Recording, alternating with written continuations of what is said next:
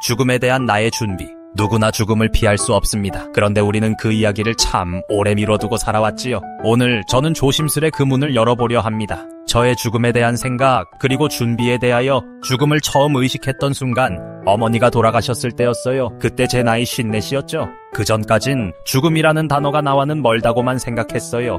그런데 장례식장에서 어머니의 사진을 보고 있으니 그게 곧 나의 미래라는 생각이 들더군요. 누군가의 죽음은 내 삶의 그림자를 드리웁니다. 그때 비로소 나는 묻습니다. 나는 어떻게 떠나고 싶은가? 죽음에 대한 나의 관점. 죽음을 생각한다고 해서 슬픈 건 아니에요. 오히려 저는 편안해요. 죽음은 끝이라기보단 문장을 잘 마무리하는 마침표 같아요. 흐릿하게 끝나는 삶보단 선명하게 끝나는 삶이 좋잖아요. 삶과 죽음은 함께 갑니다. 죽음을 마주하는 순간 삶을 새로운 각도에서 바라보게 됩니다. 죽음을 마주하는 것은 삶을 더 깊이 들여다보는 일이기도 합니다. 가족들에게 말했어요. 연명치료는 원하지 않는다고. 고통스럽게 붙잡고 싶지 않다고요. 유언장도 썼고 장례 방식도 남겼습니다. 그저 가족들이 제 일로 너무 힘들지 않았으면 했어요. 딸아이는 조용히 제 손을 꼭 잡아주었고 아들은 처음엔 말을 아꼈지만 며칠 뒤에 장문의 문자를 보내왔더군요. 아버지의 용기가 고맙다고요. 그 한마디가 참 큰 위로가 됐습니다. 죽음을 준비한다는 건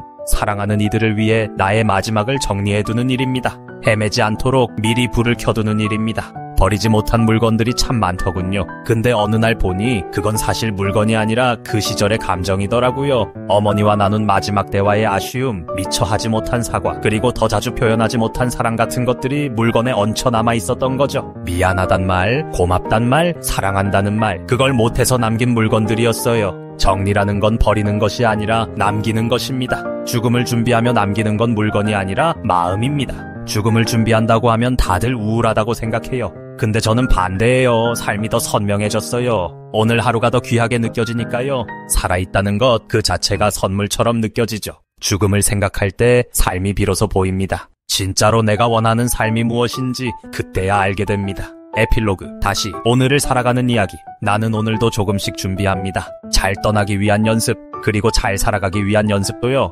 죽음을 생각하면서 오히려 살아있는 지금이 더 소중해졌어요.